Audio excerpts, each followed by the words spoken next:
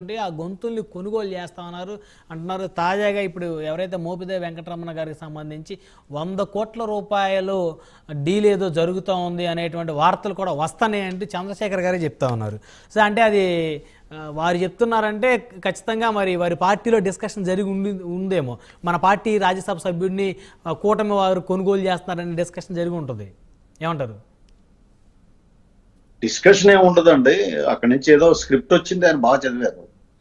ఒక 20 నిమిషాలు ఏకదాటిగా మీరు కూడా సమయాన్ని ఇచ్చారు. ఆయన ఏం చేశాడంటే cut and paste theory follow అయ్యాడు. ఆయన ఏంటి అంటే గత ప్రభుత్వం ఏదైతే చేసాయో, ఏ అరాచకాలు అయితే చేశాయో వాటన్నిటికీ వైసీపీ ప్లేస్ లో కూటమి అనేసి ఒకటి పేస్ట్ చేసి అది చదివేశాడు ఆయన.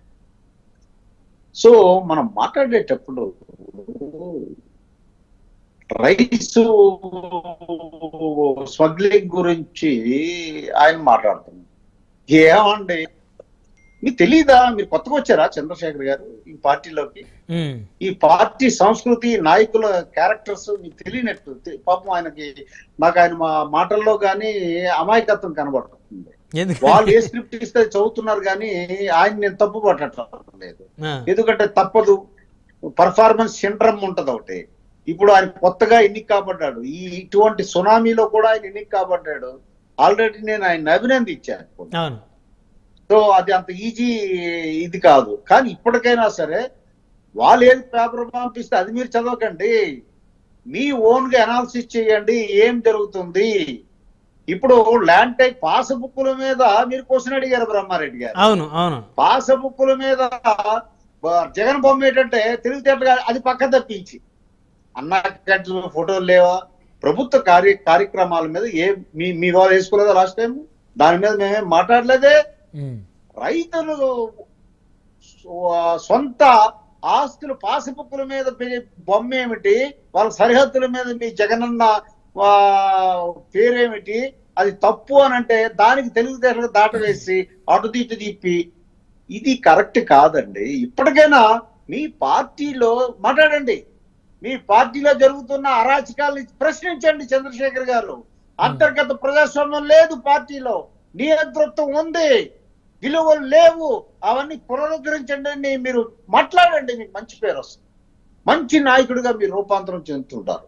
అంతేగాని 3 మాసాలు అయింది, అంతా మీ చేసిన చండాలనంతా కడిగేసరికి టైం పడుతుంది, ఈ చెత్త చెదారం అంతా గాడిని పెట్టడానికే టైం పడుతుంది.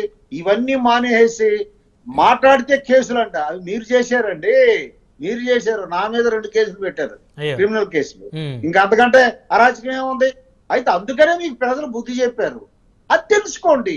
మనకి ప్రజలు ఎందుకు బుద్ధి చెప్పారు? శివశంకర్ గారు, మీరు ఒక గ్రూప్ 1 ఆఫీసరు, మీరు చాలా సౌమ్యంగా ఉంటారు, మీ మీద క్రిమినల్ కేసులు పెట్టడం ఏంటి వైసీపీ ప్రభుత్వం? అంటే ఇప్పుడు రోజమ్మ మీదట నేను ఒక పిస్టల్ కత్తి పట్టుకొని ఎయిర్పోర్ట్ లో మర్డర్ చేయడానికి ప్రయత్నించానంట. అది వీళ్ళ ఎలిగేషన్. అయ్యో, 4 గంటలకి నేను మర్డర్ చేయడానికి ఎలిగేషన్ అంటే నేను అటెంప్ట్ చేశాను. నేను 3 గంటల 24 నిమిషాలకి విఐపి లాంజ్ లో ఉన్నాను. ఆ ఎవిడెన్స్ నేను కోర్టు ముందు ప్రొడ్యూస్ చేశాను. అంటే వీళ్ళు ఎంత అరాచకం చేశారో దట్ ఈస్ 1 ఎగ్జాంపుల్. అవన్నీ మానేసి ఈ చంద్రశేఖర్ గారు ఏదో కొత్తగా ఎమ్మెల్యే అని కాబట్టి నా పర్ఫార్మెన్స్ బాగుంటే మీరు నాకు దీనికి కాల్ చేయండి అని చెప్తుంటారు కదా. అలాగా ఈ రోజు ఈ డిబేట్ లో మీరు ఇలా మాట్లాడితే ఎట్లా సార్? మీరంటే నాకు గౌరవం. నేను గతంలోనే చెప్పాను, you're right person in wrong party అని.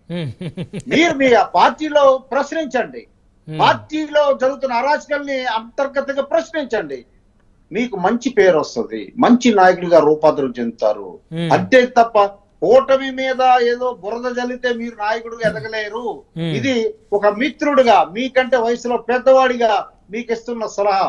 కనీసం మీరైనా విలువలతో కూడిన నాయకుడిగా రూపాంతరం చెందండి ఆ పార్టీలో, నేను ఆశిస్తాను. ఇప్పుడు శివశంకర్ గారు, మీరు ఇప్పుడు ఏమన్నారు?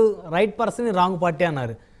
అంటే ఇప్పుడు వారిని మీ పార్టీలోకి ఆహ్వానిస్తున్నారా, లేకపోతే ఆ పార్టీలో వద్దంటున్నారా? దానికి ఉద్దేశం ఏంటి మీరు అన్న లైన్? నేను అంటుంది ఏంటంటే, ఇప్పుడు ఒకటండి, కమలం బురదలోంచే వస్తుంది, బురదలోంచే కమలం పెరుగుతుంది. అలాగా ఒక రేరు ఎగ్జాంపుల్ ఆయన చంద్రశేఖర్ గారు.